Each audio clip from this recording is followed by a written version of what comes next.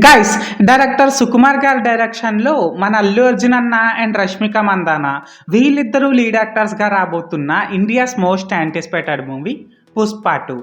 అయితే ఈ పుష్ప 2 మూవీ నుంచి రీసెంట్గా నిన్న సాయంత్రం 6:03 ఫీలింగ్స్ అనే 4th సింగిల్ అయితే రిలీజ్ అయింది. ఇది మీకు కూడా తెలిసే ఉంటుంది అనుకోండి. దీన్ని పక్కన పెట్టేసినట్లయితే ఈ వీడియోలో మనం ఏంటంటే అసలు ఆ సాంగ్ ఎలా ఉంది ఏంటి అనేది డిస్కస్ చేద్దాం, ఓకేనా?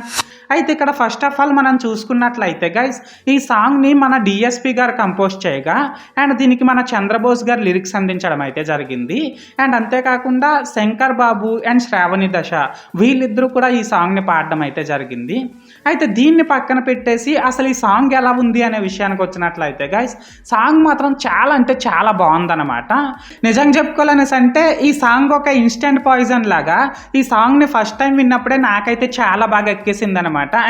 ఈ సాంగ్ నాకైతే చాలా బాగా నచ్చేసింది అనమాట ఫస్ట్ టైం విన్నప్పుడే.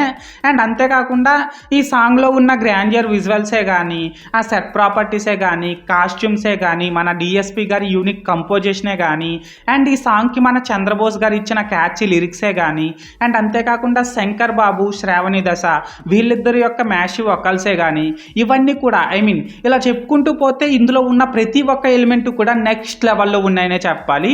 అండ్ ఇక్కడ ఇంకో చిన్న విషయం ఏంటంటే గైస్ ఈ సాంగ్లో మన అల్లు అర్జున్ అన్న అండ్ రష్మిక మందాన వీళ్ళిద్దరూ వేసిన ఊర్రమాస్ డ్యాన్స్ కూడా నెక్స్ట్ లెవెల్లో ఉందనే చెప్పాలి.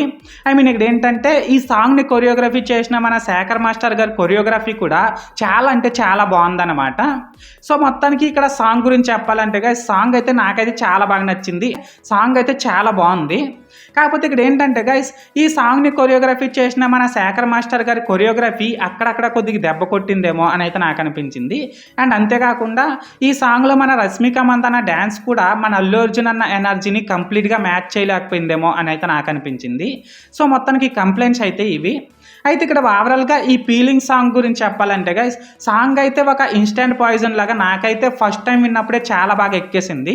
సో మీరు కూడా ఒకవేళ ముందే ఈ సాంగ్ని వినేసినట్లయితే మీకేమనిపిస్తుందో అది కామెంట్ సెక్షన్లో చెప్పేయండి. అండ్ అంతేకాకుండా మీరు ఒకవేళ ఇంకా ఈ సాంగ్ని వినకపోతే వెంటనే వినేయండి, ఓకేనా? This is Lokesh signing out. జై హింద్.